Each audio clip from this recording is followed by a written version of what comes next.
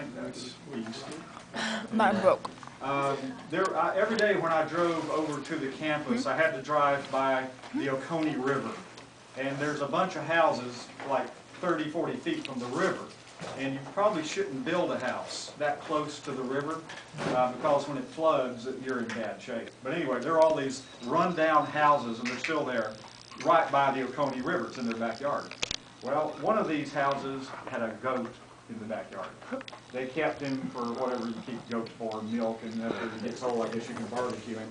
And they had him, or maybe it was her, so I like to just think of it that way. It was a she-goat they kept for giving milk, and they had the goat in the backyard on a chain. It's okay. It was like a 10, 20-foot chain the goat could walk around and eat grass. And I used to see the goat all the time. And then it started raining really heavy. It must have been in the springtime.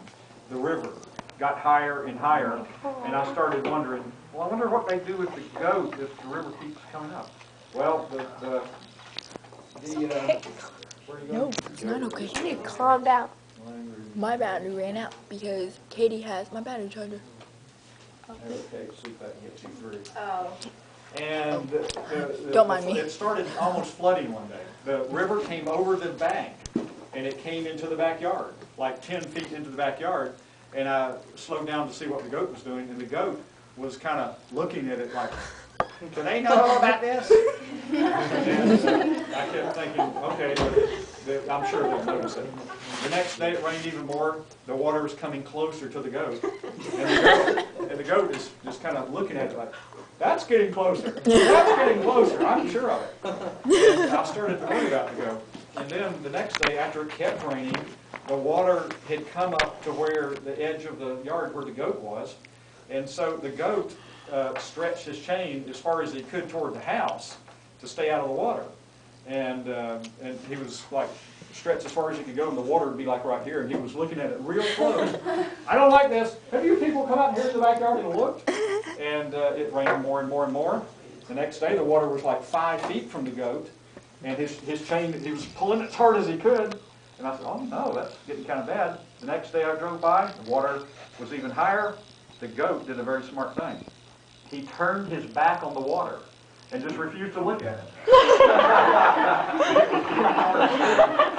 I said, well, what else can you do? And it kept raining, and I went by the next day. The water was higher. There was no goat. No, are you kidding? I don't know where the goat went. I assumed that they were watching the water and that they eventually let the goat come in the house or put him someplace else, but I never found out for sure. So I wrote a song about this poor goat here. And this one's called Let It Bleat. Let it bleat. That's a play on words because there's another song kind of like that, a Beatles song called Let It Be. So this one's Let It Bleat. Oh, kind of like what Weird Al does. Starts with the same chords. Let's see, we have. Yeah, it's got the same 3 chords. If you want to hear other songs, you have to hear. I don't use that chord in this one or this one. And I don't use this one. That's a good chord too. It's not in this. So here's this song. This is a true ghost story. And this is your bonus for beating third block. This. Yeah. They tied him to a stake in the yard. Oh my God, that had to be hard.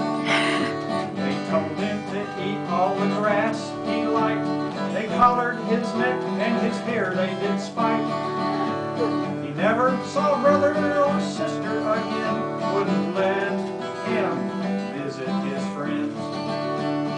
Made him stand out in the sun in the heat. They said, you gotta let it just bleed, let it bleed.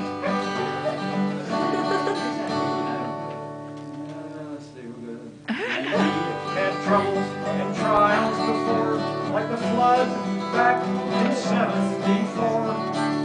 But when he was chained to the backyard tree, he could stretch his rope and see the TV. He heard about vegetarian thought, dog eat dog, humans were taught. The people laughed through their Bibles at him. The proof was that God looked just like them. Let him bleed.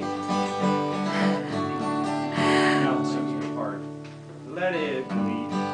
Let him bleed. Let him bleed. Let him bleed. words of wisdom, let him bleed. Now the tragic part. The 4th of July was drawing nigh.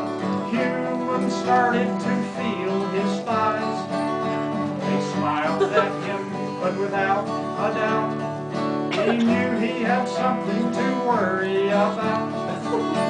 A human he took to be the boss said something about barbecue sauce. These cannibals aren't a bit discreet.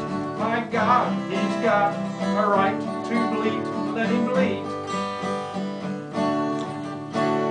I wake up to the sound of bleeding. Mother Mary comes to me, bleeding words of wisdom. Let him bleed.